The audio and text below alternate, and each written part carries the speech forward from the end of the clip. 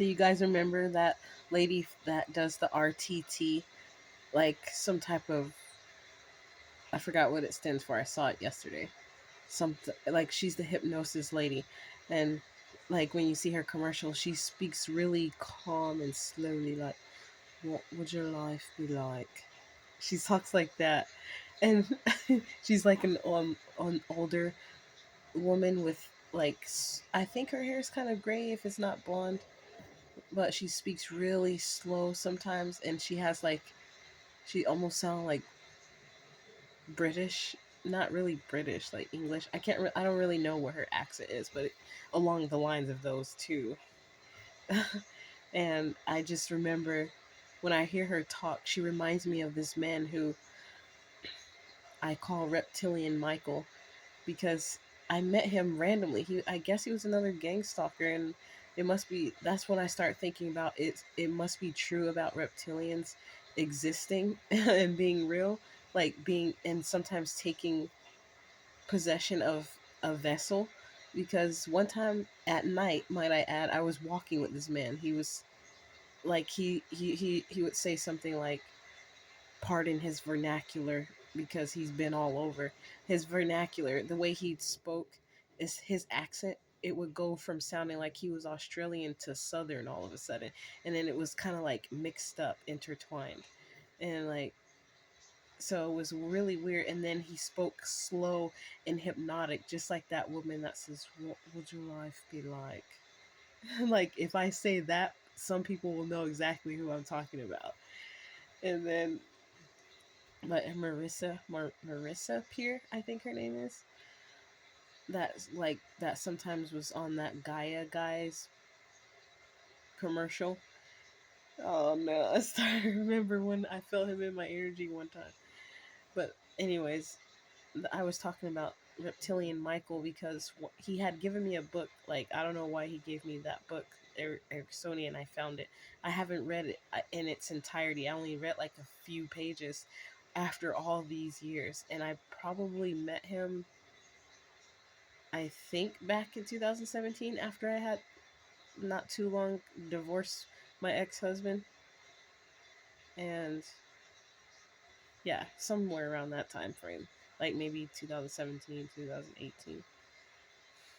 But anyways, I remember one time at night he was trying to tell me something to do, and I wasn't listening to him because I was like noticing he was kind of trying to be bossy, and he was like an older man too, but he was like real skinny, and he looked like a anorexic off-brand version of the guy that Steve Irwin, I think, I can't remember, but I used to watch that guy a lot when I was a kid.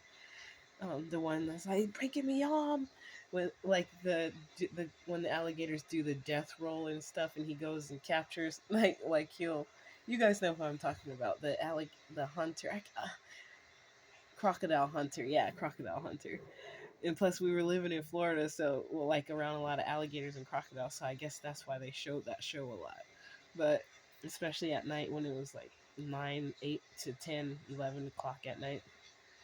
But yeah, anyways, back to Reptilian Michael. Reptilian Michael, he did not say a word. That one time where it seems like he became like bothered. I'm gonna use the word bothered, that I didn't want to obey. I can't remember what exactly he wanted me to do. He was telling me something, or I didn't agree with something he said, and then he just went really quiet and he just gave me this glare, and then instead of his eyes looking like normal, his eyes looked like a snake eyes all of a sudden, and there was no color, like they show them like yellow or red or anything. They just it looked like his pupil went like a slit on both eyes, and he just stood there and he looked at me, and I was wondering if I was seeing what I was seeing.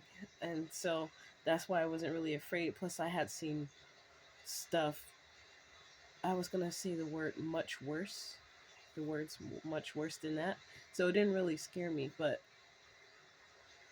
that was creepy. And then, yeah, here's the book right here, 444, and it's called Ericksonian Approaches to Hypnosis and Psychotherapy. I don't know what possessed him to give me this book.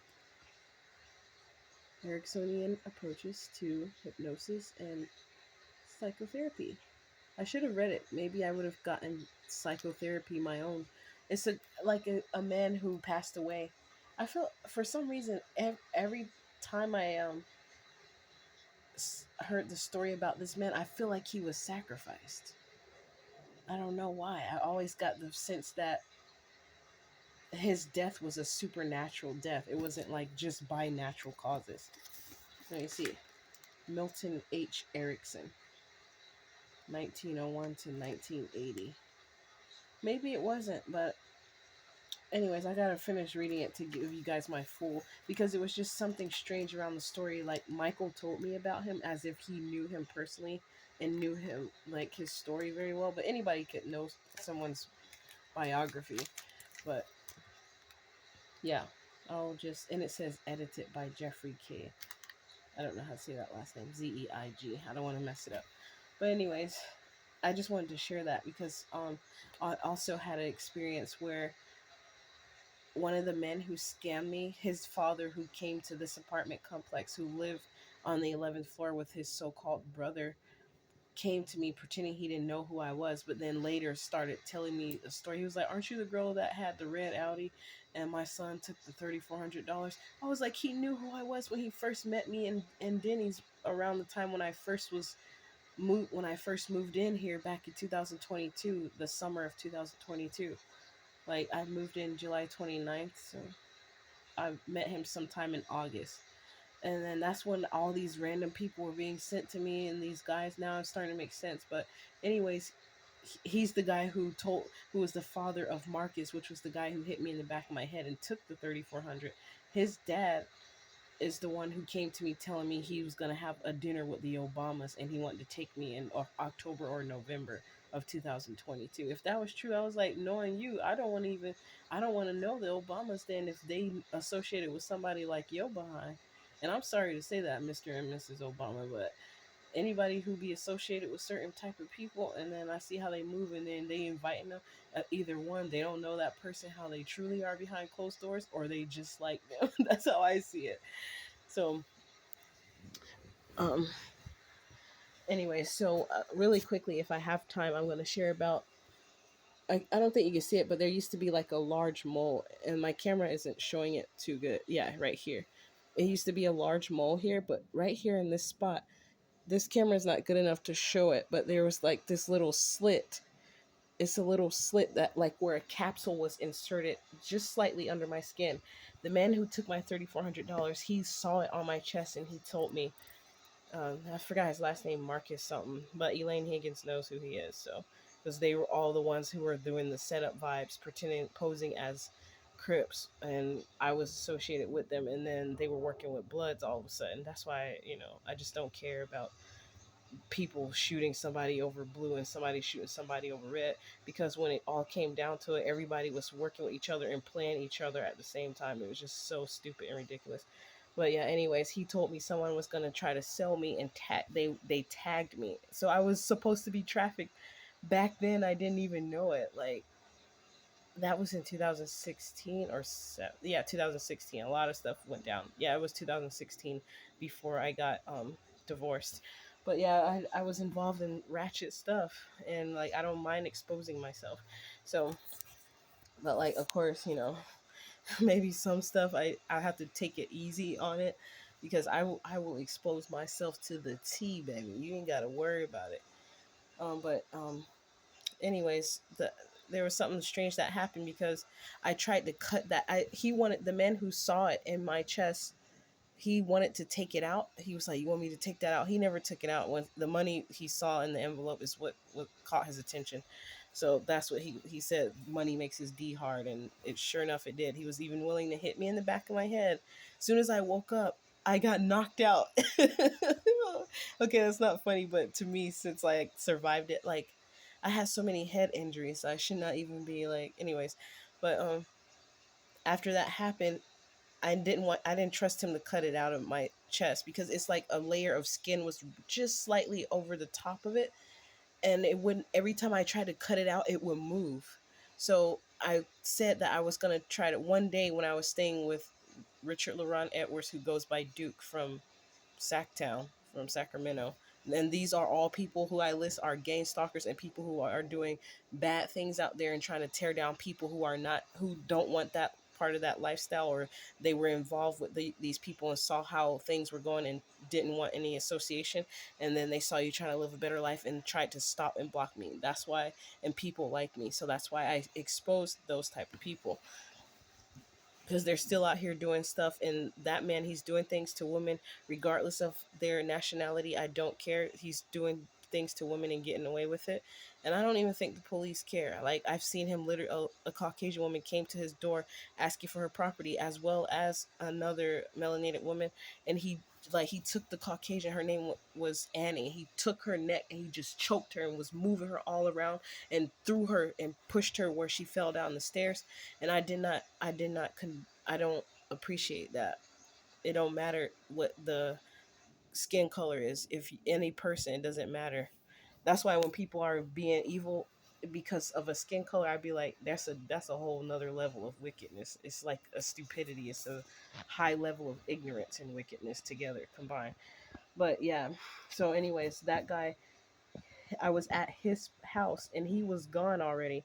And I was trying to cut this, whatever that capsule looking thing was, out of my chest, and it was moving. And I was using a razor blade trying to get it out. And I was having a hard time. And then I became sleepy all of a sudden. So I went to sleep. And then I said, what I was going to do before I went to sleep, I said I was going to cut it out and then take it to a laboratory and let someone like investigate what this thing was. When I went to sleep, I had a dream, but I don't think it was a dream. It was real, because I knew it was real, because when I woke up, whatever that being was, it cut my hair. And when I went and looked in the mirror, I saw pieces of my hair sticking up, just like my head was pushed down and they cut my hair on this side, on my right side of my hair, and this was gone. Whatever that was, it was gone, and it was nowhere on the bed or anything. And how I know it was taken, because the figure almost looked like dude Richard Laurent Edwards. Like, he goes by RJ, aka Water Bottle Man, in Portland. I'm sure people know who he is. That be out in the streets, who's purchased some water from him before. And I actually sold some with him. You can actually make a little bit of money selling frozen water on the street, and some ice cold water is what he had his little signs on his shirt. But yeah, anyways, his, it looked like him, but the face was longer. And like, I've gone to the eye doctor before, because when I was wearing transitional glasses, I had the eye drops in my eyes that make your eyes blurry. And whatever happened, that when that situation happened, when this whatever that was removed out of my chest here, right underneath where this mole was, it was big. I put something on it to remove it, because after it was removed, a large mole grew there, and I did not like that. It was just weird. But yeah, anyways, after that was removed, that happened. But after my head was pushed down, it was like whatever that being was put something in my eyes to make me not really see. And I kept rubbing my eyes and it would not go away, but I could see the silhouette of the being in it. I don't know if it was a demon or if it was an ET, like an alien, but it resembled him, and the face was like this. It was pissed. It was upset because I was trying to 1333, when I was trying to go what my plan was, and then it left out of there. And then I guess woke up or came conscious. I thought I was dreaming, but it couldn't have been a dream, because when I woke up, to for me to know that it wasn't a dream, in the dream my hair was cut after my head was pushed down, and that thing was gone. So after that, I've been so angry, because I felt like I was violated by some being that I didn't know. And it resembled him, but I don't think it was him. It could have been, but he was still gone when I woke up. So could have came back, turned into that being, and then left. I don't know.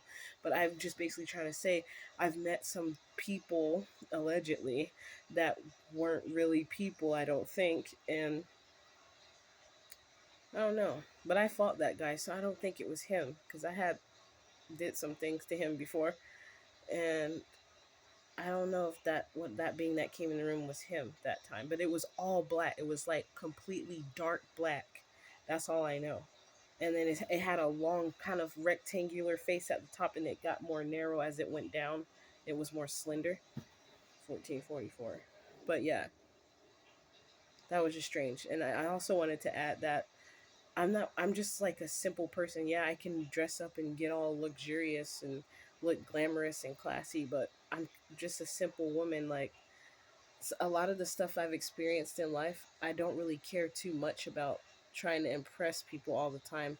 I know all the things that people can say, but like if I was a rich woman, after seeing what I've seen in this world, I would not be trying to go live in a fancy, classy neighborhood just so I can be like I'm in a class of people. I'm in a class of my own. So I would just be having a nice house somewhere out in the sticks where I'm miles away from my neighbor, maybe 1 mile away. Because I don't hate people that much, you know. I still like people, but I still like my privacy, at least the illusion of privacy, where I don't constantly have people right there looking all up in my stuff. Of course, you can't stop the remote viewing, maybe, and some other stuff, but like having neighbors trying to compete with you and copy off every single thing they see you doing right in front of your face, I'd rather them like remote view and copy in another neighborhood so they can look like they're being original instead of like living next to that type of person. And it's a whole community of foul energy of people like having uppity snooty attitudes, like trying to keep up with the Jones, and they watch everything you do. I would just have my place somewhere out, not in too far in the boondocks where, like, you know, I was gonna say where I could easily get killed and no one would know. I like peaceful, I love nature like that. I would be out somewhere like that. Maybe I'll have two houses, one house in a regular neighborhood and one house like way out somewhere far away where there's not too many people, heavily populated, but it's still like decent people, that not like people who want to kill you just because they feel like they can, because they feel like that they're that type of form of a free spirit, or they want to do wicked things like but yeah. And the only reason I'm saying that is because when I went on a road trip with my mom, like, on a couple times I went on road trips with other people, I noticed how I saw like all that land was on those empty roads, but they had a congregation of communities of houses. It's almost like a FEMA camp where people will be like, "Oh, that's a nice house. Oh, that's a beautiful community. It's out here in the middle of nowhere, but there's like a community of houses right there." And the houses were like so compact, like so grouped together, and it was like it's almost like a concentration camp. Like, who wants to live like that? Like, some people do because they have that illusion of like, oh, I want those people to see I moved into this nice neighborhood too because I got it like that. It's basically that kind of like attitude or ego that drives people to not see the reality of what's going on around them. That's all I want to talk about and share.